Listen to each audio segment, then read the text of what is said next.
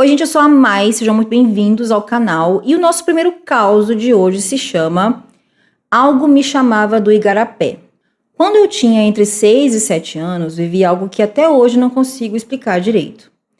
Morávamos no interior e perto da nossa casa havia um caminho que levava até o Igarapé, um bracinho de rio que todo mundo conhecia bem. Numa madrugada, acordei de repente ouvindo algo. Não sei dizer o que era, só sei que parecia me chamar. Sem pensar, levantei e corri em direção ao Igarapé. Era como se eu não estivesse totalmente consciente, então ela estava um pouco fora de si, né? Fora do normal. Meu pai percebeu e saiu atrás de mim. Ele começou a me cercar, tentando me impedir de seguir. Eu ficava andando em volta da casa, insistindo, tentando a todo custo ir para o Igarapé. Era uma vontade muito forte, difícil de controlar, como se algo estivesse me puxando. Depois de muito esforço, meu pai conseguiu me segurar. Minha mãe, assustada, fez o sinal da cruz na minha testa, usando um dente de alho, como aprendeu com os mais antigos. E foi aí que meu corpo começou a tremer inteiro. E logo em seguida, eu desmaiei. Não lembro de mais nada depois disso. Nunca soube dizer o que realmente aconteceu naquela noite, se era mãe d'água ou outra coisa. Eu não sei. Só sei que havia algo muito forte me chamando de Igarapé. E, no fundo, tenho a sensação de que se eu estivesse chegado lá, talvez não tivesse voltado. Ainda bem que seus pais conseguiram te deter, né? O segundo relato tem como título A Moça do Rio. Vou contar algo que eu vivi quando eu era criança e que nunca mais saiu da minha memória. Eu morava no interior e meu pai tinha o costume de pescar todos os domingos. Sempre íamos juntos. Eu e meu pai também, a gente pescava todos os domingos, quase todos os domingos, gente. Era o nosso momento, nossa rotina. Naquele dia, o rio estava mais cheio do que o normal. Mesmo assim, meu pai decidiu atravessar uma touceira de mato dentro da água. Acho que touceira é tipo um amontoadinho assim de mato, sabe? Num arbusto, um arbustozinho. Eu acho. Eu vinha logo atrás dele e foi tudo muito rápido. Escorreguei, perdi o equilíbrio e caí no rio. Afundei na mesma hora. Meu pai tentou me alcançar, mas não conseguiu de primeira. A correnteza era forte e eu já estava sem forças. Quando consegui subir, né, na superfície pela segunda vez, ele finalmente me agarrou. Eu estava quase sem vida, toda coberta de lama e barro. Foi nesse momento que aconteceu algo que eu não conseguia explicar. Enquanto meu pai me segurava, eu olhei para o lado e vi uma moça muito linda me observando. Ela estava dentro da água, tinha cabelos negros espalhados sobre a superfície do rio e os olhos verdes, muito verdes, de uma beleza que até hoje lembro com clareza. Ela não falava nada, só me olhava. Depois disso, não lembro de mais nada do caminho de volta. Sei que chegamos em casa e meu pai, sem dizer uma palavra, quebrou todas as varas de pesca.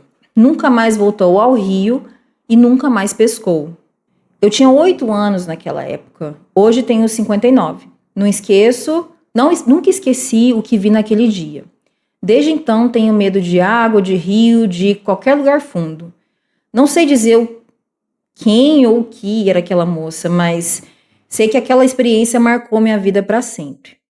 O último caso tem como nome O Homem-Peixe do Riacho.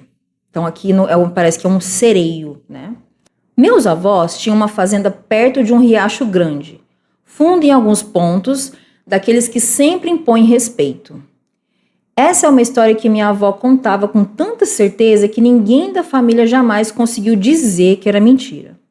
O jeito que ela falava deixava claro que aquilo tinha sido real. Ela dizia que naquele riacho havia um homem-peixe tritão. Segundo a descrição dela, era alto, de pele parda, cabelos pretos ondulados, olhos castanhos e de uma beleza fora do comum.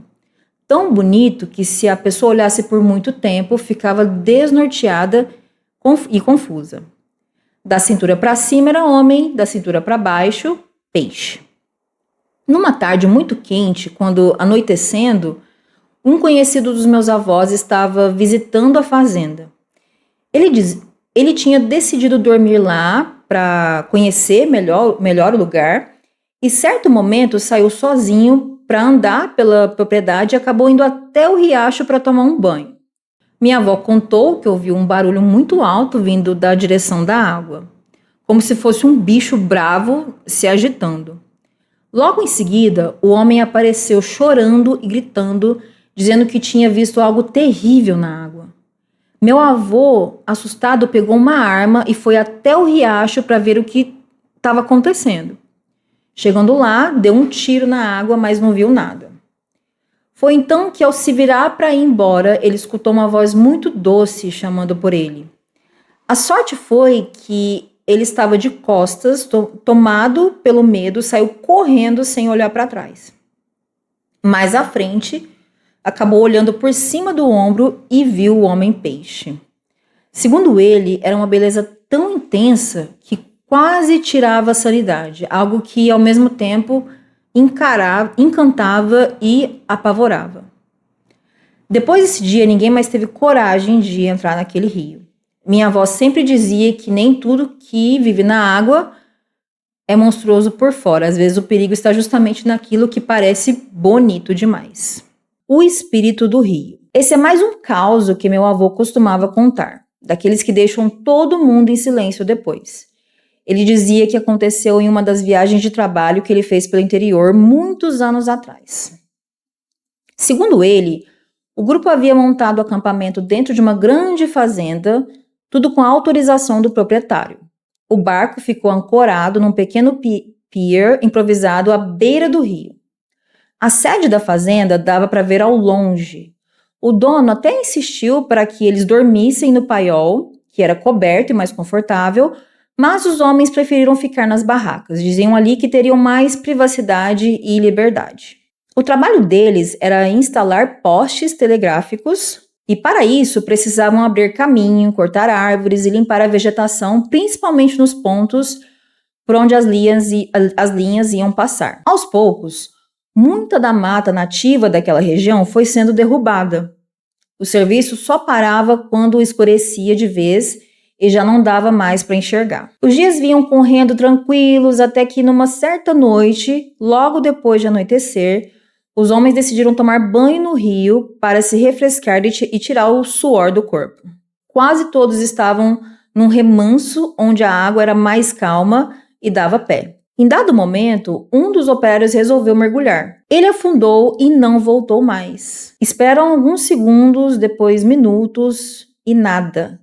Começaram a gritar, chamando por ele. Outros entraram no rio, formando grupos e andando pela água, procurando de todo jeito. O tempo passou e não encontraram sinal nenhum. Acabaram dando o homem como morto e desaparecido. Voltaram para o acampamento abatidos, sem saber o que fazer. Acenderam uma fogueira, sentaram para comer e conversar sobre o ocorrido, tentando decidir os próximos passos. Já estavam ali há algum tempo, quando viram algo vindo da direção do rio. Era um homem alto, muito magro, vestido de branco, da cabeça aos pés. Usava um chapéu tipo Panamá, bem enterrado na cabeça, escondendo o rosto. Ele se aproximou até certa distância, parou, esticou o braço e fez um sinal para que ninguém se levantasse. Então falou com uma voz calma. Boa noite. Vim avisar que o amigo de vocês está bem. Eu o tirei do rio e ele está se recuperando. Amanhã vocês vão encontrá-lo perto daquela curva. E apontou exatamente para um ponto do rio e depois continuou. Peço apenas que façam o trabalho de vocês, mas não toquem mais em nenhuma árvore. Desta vez foi só um susto para alertar. Na próxima, ele não terminou a frase. Então ele só falou, na próxima, e parou de falar. Desejou boa noite, virou-se, caminhou até um pequeno pier e mergulhou no rio, desaparecendo nas águas como se nunca tivesse existido. Meu avô dizia que ninguém conseguiu dormir direito naquela noite. Na manhã seguinte, ainda assustados, foram até a curva indicada. Lá encontraram um homem desaparecido, molhado, confuso, muito fraco, mas vivo. Ele contou que ao mergulhar, algo o puxou para o fundo e o arrastou por um bom tempo. Depois disso, apagou. Então ele foi puxado e, aparentemente perdeu a consciência. Quando acordou, estava ao lado de um homem moreno, todo vestido de branco, cujo rosto ele não conseguia ver. Esse homem o alertou para que não cortassem mais nenhuma árvore, ou sofreriam consequências. Quando relataram tudo ao dono da fazenda, ele apenas balançou a cabeça e disse que sabia quem era aquele homem. Falou que se tratava do espírito do rio, um protetor da natureza, e aconselhou todos a levarem o aviso muito a sério. Foi o que fizeram. Terminaram o serviço sem cortar mais nenhuma árvore, sem arrancar sequer uma flor. Depois seguiram a viagem sem mais nenhum incidente. E segundo meu avô, nunca mais ninguém voltou a ver o espírito do rio. Me lembrou muito aquela entidade da novela Pantanal, né? O Velho do Rio, que eu acho uma lenda muito bonita, né, gente? Eu nasci perto, eu tenho muito orgulho de dizer que eu nasci perto do Rio Pantanal, numa cidade próxima ali.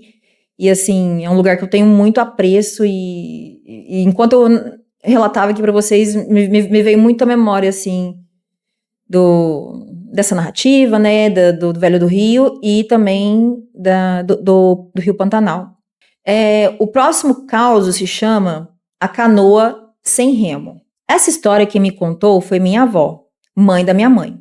E eu sempre acreditei porque ela não era mulher de inventar nada. Ela dizia que aquilo tinha sido a única visão sobrenatural que teve em toda a sua vida.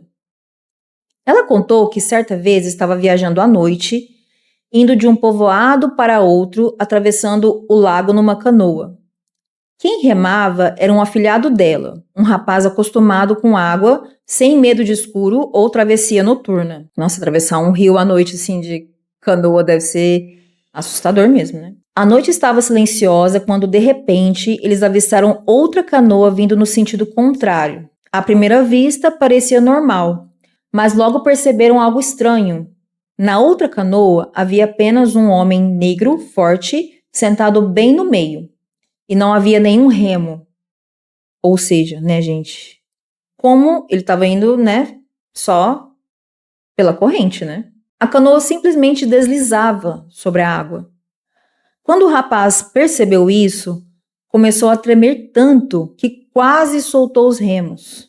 Ele entrou em choque. Minha avó, vendo aquilo, gritou com ele para que reagisse, para não perder o controle da canoa. As duas embarcações passaram uma pela outra bem próximas.